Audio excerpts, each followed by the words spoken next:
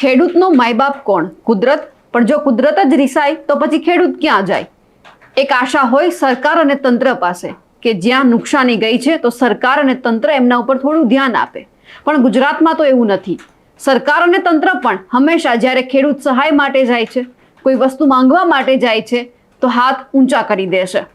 આપણે જોયું હતું કે ચોમાસું પૂરું થયું પછી કમોસમી વરસાદ આવ્યો, ઘણા બધા ખેડૂતોનો પાક ધોવાઈ ગયો. હજુ પણ સહાય માટે ખેડૂતો માંગ કરી રહ્યા છે. એમનો જે પાક નિષ્ફળ ગયો એમની સહાય હજુ પણ નથી મળી, કારણ કે સરકાર વાયદા કરીને જતી રહે છે, પછી કોઈ જ સાંભળવા વાળું નથી. નમસ્કાર, નિર્ભય ન્યૂઝ સાથે હું છું રિદ્ધિ. ગુજરાતના ઘણા એવા વિસ્તાર છે કે જ્યાં ખેડૂતો હજુ પણ સહાય માટે માંગણી કરી રહ્યા છે. ઉનાળુ પાક હવે લેવાની તૈયારી ચાલી રહી છે, શિયાળુ પાક પણ લેવામાં આવ્યો. તેમ છતાં અમુક વિસ્તાર એવા હતા કે જ્યાં કમોસમી વરસાદ પડ્યો. પણ વાત જ્યારે ચોમાસાની આવે કે ચોમાસું પૂરું થઈ ગયું, કમોસમી વરસાદ પડ્યો, માવઠું પડ્યું અને પછી નુકસાની ગઈ, સરકારે કહી દીધું કે અમે સહાય આપીશું. પરંતુ જ્યારે સહાય આપવાની વાત આવી ત્યારે પણ સરકારે હાથ ઊંચા કર્યા. સુરેન્દ્રનગરના ખેડૂતો હજુ પણ સહાય માટે માંગણી કરી રહ્યા છે. હવે તો રેલો ત્યાં સુધી આવ્યો છે કે જો તંત્ર અને સરકાર નહીં સાંભળે તો ક્યાંક ને ક્યાંક જે ખેડૂતોનો પ્રશ્ન છે એ સાંભળવામાં નહીં આવે તો સુરેન્દ્રનગરની અંદર કલેક્ટર કચેરીની તાળાબંધી પણ કરવામાં આવશે. આવી ચીમકી છે તે પૂર્વ ધારાસભ્ય નૌશાદ સોલંકી દ્વારા આપવામાં આવી છે. પાક નુકસાનનું વળતર હોય, જમીન માપણીઓમાં ભૂલો હોય, કેનાલોમાં પાણી છોડવાના જે પણ પ્રશ્ન હોય છે એમને લઈને હવે વિપક્ષ છે તે આકરા પાણી આવ્યું છે. સવાલ એ જ થઈ રહ્યો છે કે જ્યારે તમે ખેડૂતોને સહાય નથી આપતા, જમીન માપણીની વાત આવે છે તો એમાં હજારો ભૂલો કાઢવામાં આવે છે અને ક્યાંક ને ક્યાંક ખેડૂત છે તેમને હેરાન પરેશાન કરવામાં આવે છે. કેનાલમાં પાણી છોડવાની વાત હોય છે તો કેનાલ તો આપણને દેખાય છે પરંતુ ઠાલી ઠપ. પાણી આપવાની વાત આવે તો કહેવામાં આવે છે કે બીજી કેનાલમાં ગાબડું પડ્યું છે, પાણી તમને આપવામાં નહીં આવે. આવું તો હંમેશા ખેડૂતોને લલચાવવામાં આવે છે. ખેડૂતોને આટાફેરા જે વધી જાય છે કલેક્ટર કચેરીના, પણ ક્યાંય જ અધિકારીઓ છે તે સામે નથી જોતા. હવે ક્યાંક એવું સામે આવ્યું છે કે જો ખેડૂતોને સમયસર પાણી આપવામાં નહીં આવે, સહાય આપવામાં નહીં આવે તો આવનાર સમયમાં પણ જે માજી ધારાસભ્ય છે નૌશાદ સોલંકી તેમના દ્વારા એક આશ્ચર્યજનક ચીમકી પણ આપવામાં આવી છે. જો વિરોધ થશે તો એમના જવાબદાર તંત્રને પણ ઠેરવવામાં આવશે. સૌથી પહેલા આપણે નૌશાદ સોલંકીને સાંભળીએ કે તેમણે શું ચીમકી ઉચ્ચારી છે, કારણ કે અવારનવાર ખેડૂતો રજૂઆત કરે છે, કોઈ જ સાંભળવા વાળું નથી અને છેલ્લે વધે છે વિપક્ષ. તો વિપક્ષ તેમના વિરોધ પ્રદર્શન કરવા માટે રસ્તા ઉપર ઉતરી આવે છે. એટલે હવે શું ચીમકી આપવામાં આવી છે તંત્ર અને સરકારને તે પણ સાંભળીએ. ગત ચોમાસાની અંદર સુરેન્દ્રનગર જિલ્લામાં જે ભયંકર અતિવૃષ્ટિ થઈ હતી તેના કારણે ખેડૂતોના તમામ પાકો નિષ્ફળ ગયા હતા અને સમગ્ર જિલ્લાની અંદર આની ભયંકર અસર થઈ હતી. ખેડૂતો પાયમાલ થઈ ગયા હતા અને ત્યારે ખેડૂતોએ સરકાર પાસે દુહાર લગાવી હતી કે સરકાર અમને મદદ થાય, સરકાર અમારી માયબાપ છે.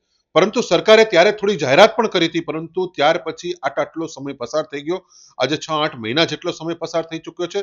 તેમ છતાં સરકારે લગભગ 80% ખેડૂતોને કોઈ જ વળતર ચૂકવ્યું નથી. કોઈ એક ગામની અંદર 5 ખેડૂતોને વળતર ચૂકવવામાં આવ્યું, બાકીના ખેડૂતોને વળતર ના ચૂકવ્યું હોય. એના કારણે ખેડૂતોમાં ભયંકર આક્રોશ છે આજે. ત્યારે આ 21 તારીખે અમે સુરેન્દ્રનગરની અંદર રાજચોકથી લઈ અને કલેક્ટર કચેરી સુધી વિશાળ રેલીનું આયોજન કર્યું છે. અને સાથે સાથે જે જમીન માપણીના પ્રશ્નો છે, વર્ષોથી ખેડૂત જે ધક્કા ખાઈ રહ્યો છે જમીન માપણી કચેરીએ, અને એના કારણે પણ ખેડૂતોમાં બહુ જ મોટો આક્રોશ છે. જમીન માપણીની કચેરીના અધિકારીઓ અઠવાડિયામાં એકાદ વખત આવે 2-3 કલાક માટે અને જાણે આ જિલ્લા ઉપર ઉપકાર કરતા હોય એ પ્રકારનો માહોલ હોય, ત્યારે એની સામે પણ જબરજસ્ત આક્રોશ છે. અમે આ રેલીના માધ્યમથી એ પ્રશ્ન પણ ઉપસ્થિત કરવાના છીએ.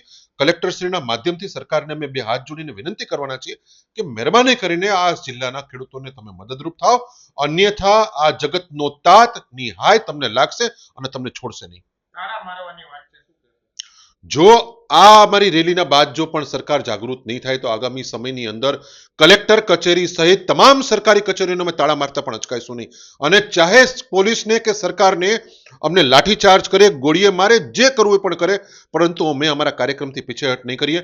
હાલ તો અમે ગાંધી ચિંધ્યા માર્ગે માત્ર રેલી સ્વરૂપે જઈ અને કલેક્ટરશ્રીને 2 હાથ જોડીને વિનંતી જ કરવાના છે.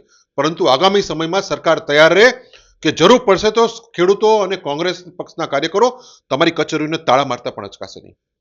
આવું હમણાંથી નહીં પરંતુ છેલ્લા કેટલાય સમયથી ચાલ્યા કરે છે કે ખેડૂતોના પ્રશ્ન છે તે હલ થતા નથી, તેમને સમયસર પાણી આપવામાં નથી આવતું. હવે ઉનાળો આવ્યો છે એટલે સિંચાઈ માટે પણ ક્યાંક ફાંફા પડશે, કારણ કે આપણે જોઈ રહ્યા છીએ કે પીવાના પાણી માટે પણ ખેડૂતો હોય કે પછી લોકો હોય, તમામ લોકો છે તે ફાંફા મારી રહ્યા છે, ટેન્કર રાજ ચાલી રહ્યા છે. અને એવામાં જ્યારે સિંચાઈના પાણીની તંગી વર્તાશે તો ખેડૂતો ક્યાં જશે?